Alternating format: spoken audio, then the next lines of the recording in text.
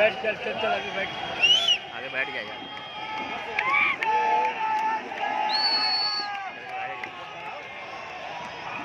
لے کے آگے چلو. بسم اللہ الرحمن الرحیم. السلام علیکم ورحمۃ اللہ وبرکاتہ. معزز حاضرین اکرام، بزرگان قوم اور ملت، میری عزت دار ماں اور بہنوں، غیور نوجوان ساتھیوں، بیت اللہ کے مجلس اتحاد المسلمین کے میرے تمام رفقا، شہ نشین بتشریف فرما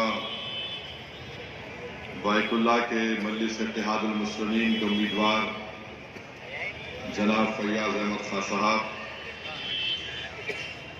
حیدرآباد سے تشریف لائے رکن اسمبلی جناب احمد بلالہ صاحب، مجلس اتحاد المسلمین کے قومی ترجمان جناب عاصم وقار صاحب،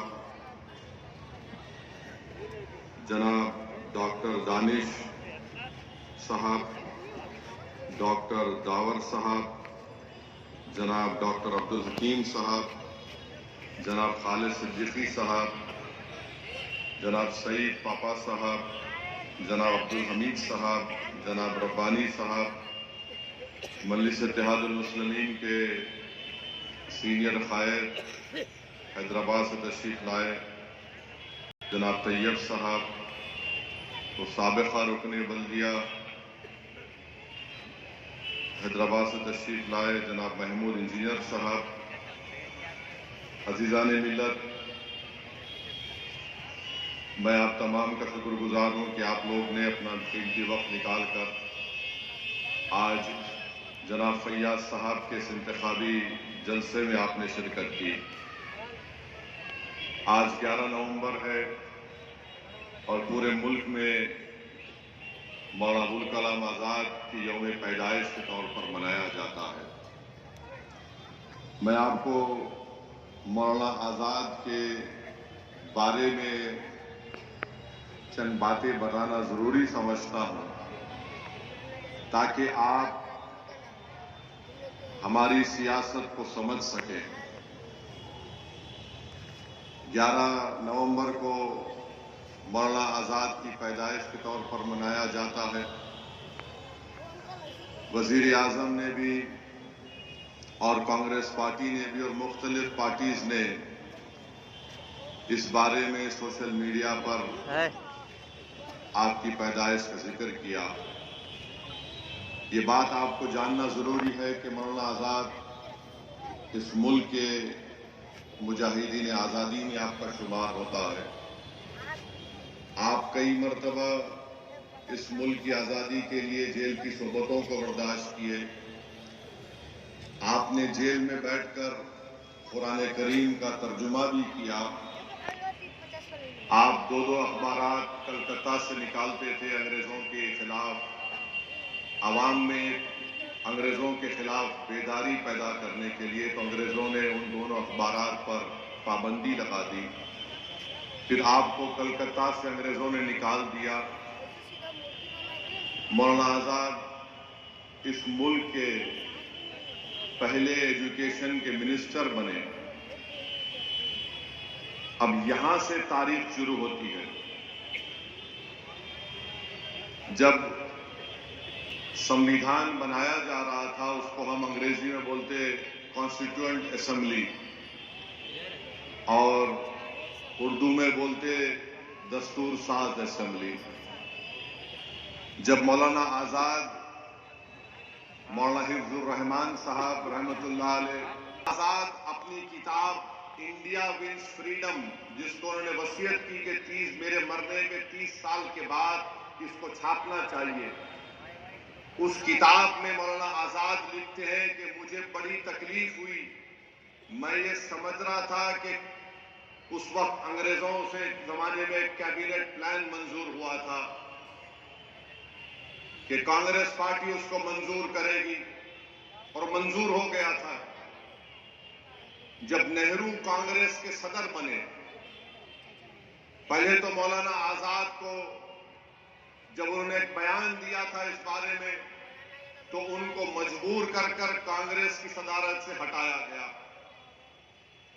اور پھر اس کے بعد میں آپ کو تاریخ کا حوالہ دے کر کہہ رہا ہوں کہ مہاتما گاندھی نے نہرو کو خط لکھ کر کہا کہ اب اگر کسی مسلمان کو صدر بنانا ہے تو ایسے آدمی کو بناؤ جو ہماری بات کو سنتا ہے. مولانا آزاد نہرو کے اس بیان پر ناراض ہوئے کہ کیبنٹ پلان کو نہرو نے کہا کہ نہیں، میں نہیں مانتا اس کو. مولانا آزاد نے کہا کہ کانگریس کی ورکنگ کمیٹی کو بلاؤ. جب ورکنگ کمیٹی میں یہ بات مولانا آزاد نے کہی کہ تم یہ بات کیسے کہہ سکتے ہو، یہ تو پارٹی کا فیصلہ تھا، تو جواہر لال نہرو نے کہا کہ دیکھو یہ بڑی ایمبیرسنگ بات ہو جائے گی، شرمندگی کی بات ہو جائے گی کہ پارٹی کے صدر کی بات کو تم لوگ رد کر رہے ہو. پھر اس کے بعد جب ملک کے 2 ٹکڑے ہونے جا رہے تھے تو مولانا آزاد اپنی کتاب میں لکھتے ہیں کہ میں دوڑا نہرو کے پاس، نا امید ہو گیا. میں دوڑا گاندھی کے پاس، نا امید ہو گیا.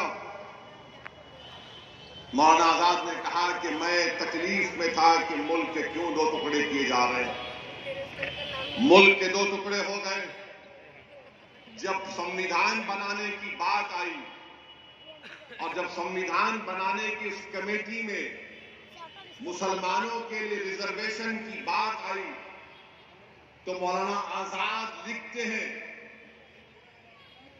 کیا لکھتے ہیں کہ جب میں اور مولانا حفظ الرحمان مسلمانوں کے لیے آرکشن کی بات کرتے تو پٹیل مسلمانوں سے تجمل صاحب ہوتے تھے اور ایک محترمہ ہوتی تھی، ان کا نام یاد نہیں آ رہا مجھے.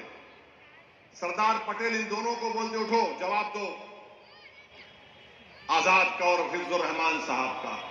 اور وہ لوگ کھڑے ہو کر کیا بولتے؟ آزاد دیش کے ہت میں بات کرو، دیش کے ہت میں نہیں ہے کہ مسلمانوں کو ریزرویشن ملے. آزاد بولتے تھے کہ کم سے کم ریزرویشن دے دو. تو آزاد کی بات نہیں سنی گئی مولانا آزاد کی، اور مولانا آزاد نے تاریخی جملہ کہا تھا کہ یہ کانسٹیٹیوئنٹ اسمبلی میرے لیے ایک نیا قید خانہ بن گئی، میرے لیے ایک نیا قید خانہ بن گئی، کیونکہ وہ انگریزوں کے زمانے میں کئی مرتبہ جیل میں تھے. یہ RSS سنگھی کے لوگ جیل نہیں گئے تھے. مولانا آزاد جیل میں رہتے تھے 10 مہینے، 11 مہینے، 9 مہینے، ایک نہیں سینکڑوں مرتبہ جیل کو گئے. وہ شخص کو یہ کہا گیا، تجمل کو اٹھایا گیا، کوئی محترمات کو اٹھایا گیا، انہوں نے کہا نہیں. آج کیا ہوتا ہے؟ آج اگر کوئی مسلمانوں کے لیے سمویدھان کے دائرے میں کوئی بات کرتا ہے تو جس طرح وہاں پر تجمل کو اٹھایا گیا تھا ایسے کئی لوگوں کو اٹھایا جاتا ہے. یہ بھڑکاؤ بھاشن دے رہا ہے، اس کی بات کا یقین مت کرو. پھر مولانا آزاد ایجوکیشن کے منسٹر بن گئے. تو ایجوکیشن کے منسٹر جب وہ بن گئے، ریزرویشن کی ایک کمیٹی تھی، اس میں اس وقت کے نام نہاد مسلمانوں کو کمیٹی کا ممبر بنا دیا گیا. اور جب آرکشن کی بات آئی تو کوئی بھی مسلمان اس کمیٹی میں منہ نہیں کھولا، کوئی منہ نہیں کھولا.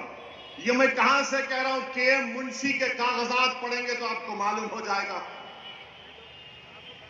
مولانا آزاد 1 سال تک پارلیمنٹ میں تقریر ہی نہیں کیے، 1 سال تک تقریر ہی نہیں کی مولانا آزاد پارلیمنٹ میں. ایجوکیشن منسٹر تھے.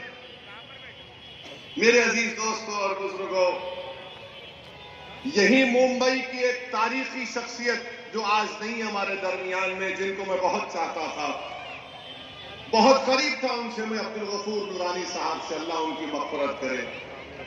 عبدالغفور نورانی صاحب نے ایک آرٹیکل لکھا تھا فرنٹ لائن میگزین میں، جس کا خط انہوں نے چھاپا تھا کہ سردار پٹیل نے گاندھی کو خط لکھ کر کہا کہ اب بھارت کی نئی منسٹری بن رہی ہے، اس میں آزاد کو منسٹر نہ بنایا جائے. میرے بھائی، یہ جو تکالیف ہم آج اٹھا رہے ہیں نا، biggest minority of the country ہم ہیں، ضرور ہیں. ہم نے اس ملک کی آزادی کی لڑائی 1810-20 میں شروع کی، جب یہ سنگھ پریوار کے لٹ لے کر پھرانے والے نہیں تھے. ہمارے علماؤں نے شروع کی تھی، اپنی جانوں کو قربان کر دیا، وہ مولانا آزاد کے بارے میں یہ کہا گیا کہ ان کو منتری نہیں بنانا چاہیے۔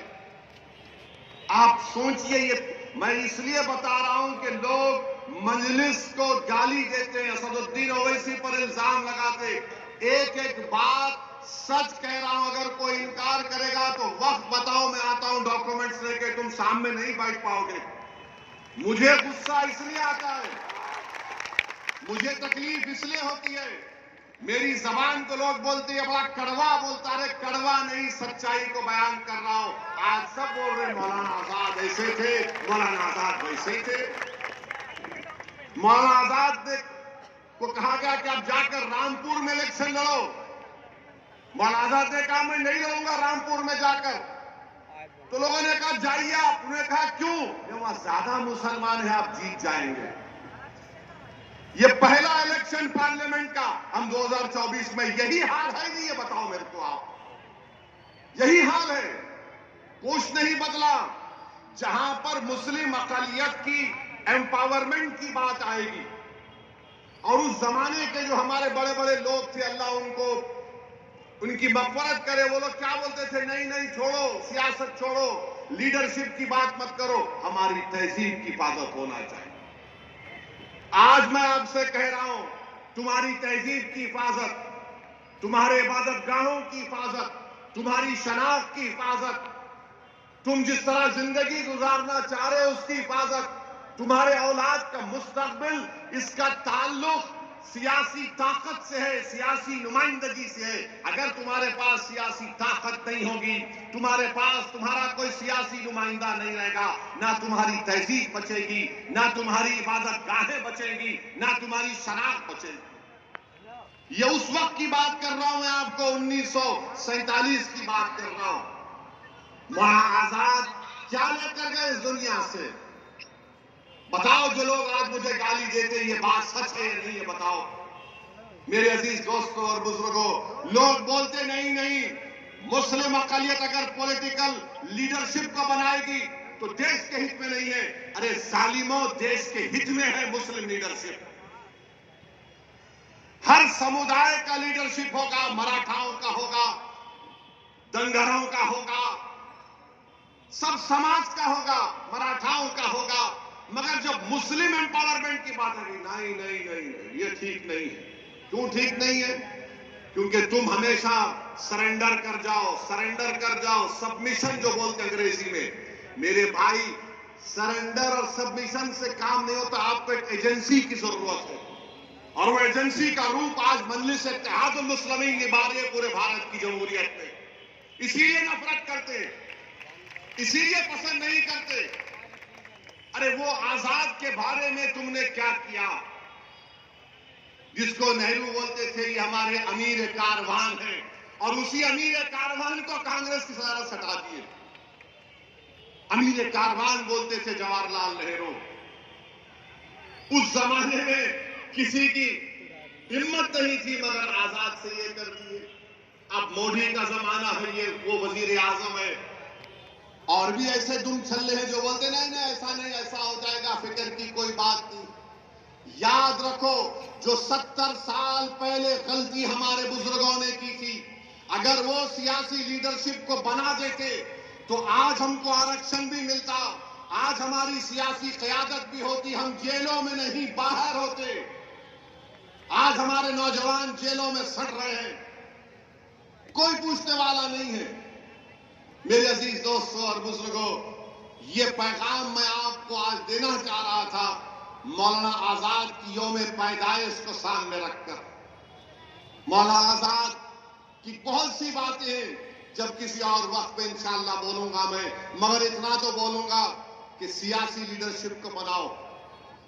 مولانا آزاد کو لوگ مجبور کر دیے تھے، سرزمین دکن پر پولیس ایکشن ہوا، پنڈت سندر لال کی رپورٹ ہے، نہرو لائبریری میں جا کر پڑھیے۔ سندر لال نے لکھا کہ حیدرآباد میں جو پولیس ایکشن ہوا تو 40,000 سے زیادہ لوگوں کا قتل عام ہوا، اور یہی کانگریس پارٹی نے مولانا آزاد کو مجبور کر دیا بولنے کے لیے، ہاں یہ تو ایکشن کا ری ایکشن ہے. آپ کو معلوم، کبھی آپ نے پڑھا کہ 1950 اور 60 کے دہے میں 8 لاکھ بنگالی مسلمانوں کو بھارت سے نکال کر پھینک دیا گیا تھا؟ تم نے پڑھا کہیں پر؟ تم کو کوئی نہیں بولیں گے، میں بتا رہا ہوں. کب ہوا تھا یہ؟ سری نگر میں حضرت بل میں نبی کریم صلی اللہ علیہ وسلم کے منہ مبارک کا ایک وہاں پر ایک حادثہ ہو گیا تھا. پورے ملک میں طوفان اٹھا تو 8 لاکھ کو باہر کر دیا گیا. کس نے نکال دیا تھا؟ آسام سے جاؤ ڈیٹینشن سینٹر میں ڈالو ان کو، بعد میں نہرو کو واپس لینا پڑا. ارے تاریخ ہم پڑھتے ہیں. اگر ہماری زبان کڑوی ہے تو تمہارے ظلم کی وجہ سے ہے. اگر ہم کہتے ہیں کہ آپ کی سیاسی لیڈرشپ ہونا اس لیے کہ ہمارے بزرگوں کو نقصان پہنچا. آج اگر فیاض جیتے گا انشاءاللہ تعالی تو وہ آج کے لیے نہیں ہے، ان معصوم بچوں کے مستقبل اچھا ہوگا. جو تکالیف ہم اور فیاض صاحب اور ہمارے بزرگ اٹھائے، کم سے کم یہ آنے والا جنریشن، یہ نسل اس تکالیف کو نہیں اٹھائے گا. تو میرے عزیز دوستوں اور بزرگوں، میری آپ سے دمن گزارش ہے کہ آپ کو 20 تاریخ کے دن اپنے ریکارڈ کا صحیح استعمال کرنا ہے. اب آپ جانتے ہیں کہ ہر پارٹی بول رہی ہے کہ ہم اتنا دے دیں گے، لاڈلی میں اتنا دے دیں گے، ہم فلاں کر دیں گے. ایسا بول رہے ہیں جیسے ابا کی دولت لٹا رہے ہیں باہر عوام پر مہاراشٹر میں. ابے تمہارے باپ کی اولاد نہیں ہے، تمہارے باپ کی دولت نہیں ہے. یہ کوئی جہیز میں نہیں آیا یہ دولت بانٹنے کے لیے. کوئی بولتا میں یہ کر دوں گا. آپ کو معلوم مہاراشٹر میں ابھی قرضہ کتنا ہے؟ مہاراشٹر سرکار کا قرضہ 5,32,000 کروڑ روپے. 2019 میں 3,35,000 تھا، وہ بڑھ کے ماشاءاللہ شنڈے بولے میرا کیا ہے چھوڑنا لے 5,32,000 کروڑ روپے. ابھی 2030 کے آنے تک مہاراشٹر سرکار کو اس قرضے کا 2,75,000 ادا کرنا ہے. تو یہ لوگ کیا کرتے ہیں؟ اب 2,75,000 ادا کرنا ہے، مارکیٹ سے 80,000 کروڑ اٹھاتے، اس میں سے آدھا پیسہ قرضے میں دیتے، آدھا پیسہ بولتے لے لوٹو خواجہ کا لنگر ہے لے کے جاؤ. مگر نقصان کس کا ہو رہا ہے؟ غریبوں کا ہو رہا ہے. غریبوں کا ہو رہا ہے. کہاں جا رہے پیسے آپ کو معلوم؟ کدھر جا رہے پیسے آپ کو معلوم؟ غریب کو ملتا ہی نہیں. نیتاؤں کے جیب میں پیسے چلے جاتے، 1-2 کا 4 کرتے دکھاتے 20. آج ان کے پاس ایک 6-7 دکھانے کو فوٹو غریبوں کو ملتا. پھر آپ جانتے ہیں کہ ممبئی لوکل جو چلتی ہے آپ کے پاس، ہائی کورٹ کا آرڈر میں پڑھا ہوں. بیٹھ جاؤ بھائی، یہ بلو شرٹ بیٹھو، بڑکاؤ بھاشن ہو رہا ہے، بیٹھو، ڈسٹرب مت کرو ہمارے ووٹر کو.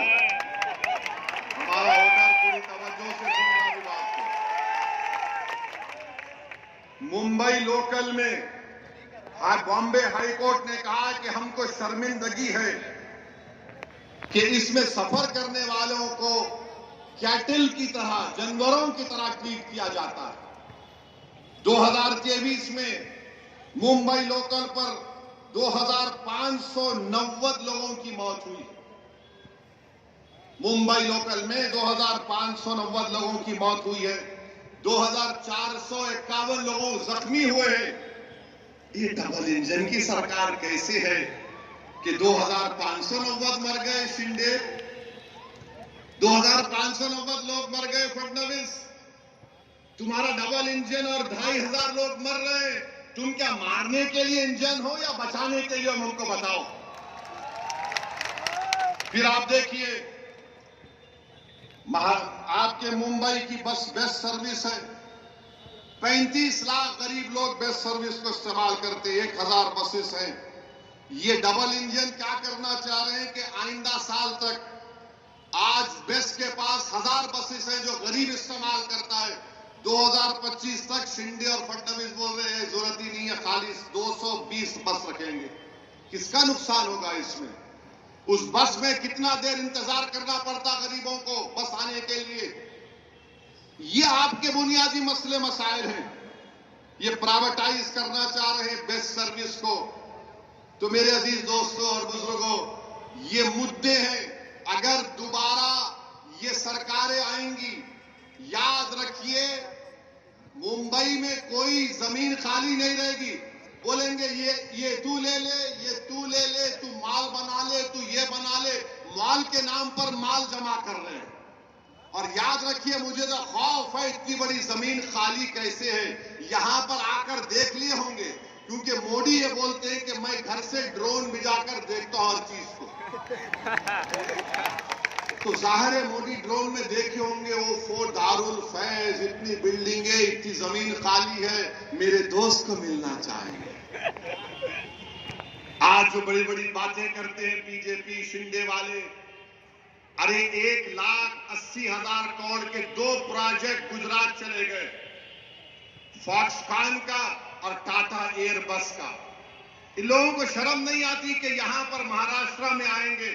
مہاراشٹر اگر طاقتور رہے گا، ممبئی بھارت کا فائنینشل کیپٹل ہے، اگر وہ طاقتور رہے گا تو دیش طاقتور رہے گا. مگر بی جے پی کے لوگ بولتے نہیں نہیں نہیں، یہاں سے جو بھی ہے نکالو، باہر لے کر جاؤ. اور کر کیا رہے ہیں؟ چوری کر رہے ہیں. یہ میرا ایم ایل اے، یہ تیرا ایم ایل اے. ایسا لگ رہا ہے کہ ایم ایل اے کا حراج ہو رہا ہے مہاراشٹرا میں، کہ بول تیری کتنی قیمت ہے؟ انہوں نے بولا میری قیمت ہے، آجا لے لے آجا. پھر ووٹ ڈالنے والوں کی اہمیت کیا رہی بتاؤ. آپ نے پچھلے بار مجلس کے، میں بائک اللہ کے ووٹر سے مخاطب ہوں، ابھی آپ نے ایم آئی ایم کو ووٹ نہیں دیا، آپ نے کسی اور کو اپنا ووٹ دیا. ہم اس فیصلے کو مانتے ہیں، مگر جس پارٹی کو آپ نے ووٹ دیا وہ دوسری پارٹی میں جا کر بیٹھ گئے، تو بتاؤ تمہارا ووٹ کی اہمیت کیا رہی پھر؟ اور کیا گارنٹی ہے کبھی کوئی آ رہا ہے تو دوسری پارٹی نہ جم کر لے؟ یہ تو ایسا ہو گیا کہ صبح میں ایک رنگ کا شرٹ پہنیں گے، شام میں دوسرے رنگ کا پینٹ پہن کے نکلیں گے گھر سے اپنے. تو میری آپ سے گزارش ہے کہ میری باتوں پر آپ غور کریے. یہاں سے آپ کو اپنے نمائندوں کو کامیاب کرنا ہے. اور جب بات نمائندوں کی آتی ہے، میں بڑی تکلیف کے آپ لوگوں کے سامنے عرض کر رہا ہوں. برا مت مانیے، سچائی کو بیان کر رہا ہوں، مجھے معاف کر دیجئے. 20 سال کے بعد 2019 میں ایک السنکھیک سماج کا مسلمان امتیاز جلیل اورنگ آباد سے خاصدار بنا. اور جب 2024 کا چناؤ آیا تو پورے مل گئے. دونوں شیو سینا مل گئے، دونوں راشٹروادی مل گئے، پرانی پارٹی مل گئی، ہاں بی جے پی مل گئی. پانچوں مل کر امتیاز کو ہرا دیے. سب کا ایک ہی مقصد تھا، کوئی بھی جیت جائے مگر امتیاز نہ جیتے. 20 سال کے بعد ایک سانسد بنا، ایک ایم پی بنا، اس کو ہرا دیے. میں آپ سے اپیل کر رہا ہوں، اس سے سبق حاصل کرو. آپ دیکھو کس طرح کی نفرت مہاراشٹر میں اور دیش میں ہو گئی. 48 لوک سبھا کی سیٹ میں ایک ہی پارٹی نے ایک ہی ایم پی کو ریپیٹ کیا تو سب نے مل کر اس کو ہرا دیا. اور یہ لوگ آ کر بولتے سیکولرزم ہے، فلاں ہے، اس کو ہراؤ، اس کو جتاؤ، یہ خطرناک ہے. کل ابھی بلالا نے کہا کہ لوگ ہمارے جا کر 250 پہ چلے گئے. یہ غلطی مت کرو. بائک اللہ میں آپ لوگ بے جھجک، بے خوف ہو کر پورے اطمینان اور اعتماد کے ساتھ آپ مجلس اتحاد المسلمین کے امیدوار کو اپنا ووٹ ڈالیے. اور میں آپ کو بتا رہا ہوں، یہ اویسی کی گارنٹی ہے، فیاض کہیں نہیں بھاگیں گے بلکہ بھگائیں گے ان لوگوں کو انشاءاللہ تعالی. آپ کے سامنے ایک شخص ہے جو اپنی زندگی کے قیمتی لمحات اسی حلقے میں گزار دیے، آپ کے درمیان میں گزار دیے، آپ کے گلی کوچوں میں گزار دیے، آپ کی خوشی میں شامل، آپ کی میت میں شامل، آپ کے غم میں شامل. جب یہ شخص آپ کو جانتا ہے، آپ اس کو پہچانتے ہیں، تو میری آپ سے درخواست ہے کہ 20 تاریخ کے دن اپنا ایک ووٹ پتنگ کے نشان پر بٹن دبا کر اپنی آواز کو مہاراشٹر کے اسمبلی میں بھیجائیے. مہاراشٹر کے اسمبلی میں بھیجائیے. تاکہ بیت اللہ کا وکاس ہو، تاکہ بیت اللہ کو چھٹکارا ملے. یہ کپڑے بدل بدل کر یہ پارٹی کبھی وہ پارٹی سے میوزیکل چیئر ہو رہا ہے. اب کل کس کی سرکار ہوگی نہیں ہوگی ادھر بھاگیں گے وہ لوگ. یہ کوئی بات ہے؟ بتائیے. آپ ایم ایل اے ہو، تم آمدار ہو، تم کوئی حراج کا سامان تھوڑی ہو کہ تم ادھر چلے جاؤ گے کبھی ادھر چلے جاؤ گے. اور پولیٹیکل ریپرزنٹیشن کی اہمیت کیا ہے میں پھر سے بتا رہا ہوں آپ کو. نریندر مودی نے وقف بل کا قانون پیش کیا. نتیش کمار کے پاس صرف 13 یا 14 MP. کتنے آسن میں خار 13 ہے، 13 یا 16 13 ہیں. اگر ایم آئی ایم پارٹی کے 3 MP ہوتے، اختر الایمان اور امتیاز جلیل میرے ساتھ ہوتے، مودی 10 بار سوچتے تھے یہ بل کو لائے نہ لائے. مگر آپ تھالی مار رہے ہیں، آپ لوگ تھالی مارتے ہیں. اگر ہمارے 3 MP ہوتے، وہ قانون یا وہ بل نہیں آتا جس کے ذریعے نریندر مودی ان کی سرکار وقف کو ختم کرنا چاہتے ہیں پورے بھارت میں. کوئی جائیداد وقف کی نہیں رہے گی. میری بات میں ذمہ داری کے ساتھ کہہ رہا ہوں، کوئی جائیداد نہیں رہے گی وقف کی. کلکٹر کو اتنا پاور دے دیا جائے گا کہ کوئی بھی کلکٹر کے پاس جا کر بولے گا اے کلکٹر صاحب یہ جو یتیم خانہ ہے، یہ جو خانقاہ ہے، یہ جو درگاہ ہے، یہ جو مسجد ہے، یہ وقف نہیں ہے. اب میرے اس بولنے کے بعد بہت سے لوگ بولیں گے اویسی تم کیا کہہ رہے ہو، پاگل ہو کیا؟ کوئی بھی جا کر بول دے گا ارے یہ قانون میں لکھا ہے، اس بل میں لکھا ہے. کیا لکھا ہے کہ کوئی بھی روڈ چلتا آدمی جس کا وقف سے کوئی تعلق نہیں ہوگا وہ جا کر کلکٹر کو بولے گا انکوائری آرڈر کرو. کلکٹر جیسے انکوائری آرڈر کرے گا، اس میں کوئی ٹائم لیمٹ نہیں ہے. جب کلکٹر انکوائری لکھے گا، انکوائری کمپلیٹ ہونے تک وہ پراپرٹی وقف کی نہیں رہے گی. آپ تو چلے گئی پراپرٹی آپ کے ہاتھ سے، درگاہ آپ کے ہاتھ سے نکل گئی، خانقاہ آپ کے ہاتھ سے نکل گئی، مسجدیں آپ کے ہاتھ سے نکل جائیں گی، قبرستان آپ کے ہاتھ سے نکل جائے گا. اس طرح کا گندا بل اس بھارت کی پارلیمنٹ میں مودی نے پیش کیا. اور آپ کو معلوم وقف بائی یوزر، اس کا مطلب یہ ہے کہ اگر کوئی برسوں سے کسی چیز کو استعمال کر رہا ہے تو وقف بائی یوزر ہے. اور یہی پروویژن ہندو دھرم میں بھی ہے. ہندو دھرم کی لا کی مشہور کتاب بی کے مکھرجی، اس میں لکھتے ہیں بائی یوسیج یہ مندر کی بن جاتی ہے. اوڈیشہ کے انڈومنٹ میں، آندھرا تلنگانہ کے تمل ناڈو کے انڈومنٹ میں یہ وقف بائی یوزر کا کانسیپٹ ہے. مگر مودی بول رہے نہیں رہے گا. اس کا نقصان کیا ہوگا؟ مودی بول رہے ڈاکیومنٹ لے کر آؤ. اگر آپ کے علاقے میں 200 سال پرانی مسجد ہے، کہاں ڈاکیومنٹ ملے گا؟ کہاں ڈاکیومنٹ ملے گا؟ حاجی علی کی درگاہ پر دعوے پیش کرتے ہیں، خیر وہ ٹرسٹ میں ہے، مگر وہاں پر بھی جا کے بولیں گے نہیں ہے. کیا کریں گے آپ؟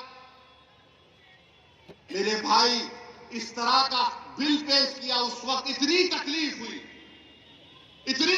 ہوئی کہ میرا رونگٹا پکار کر کہہ رہا تھا کہ کیا ہو گیا ان لوگوں کو جو 14.5 کروڑ ہے 5 کو نہیں جتا سکتے.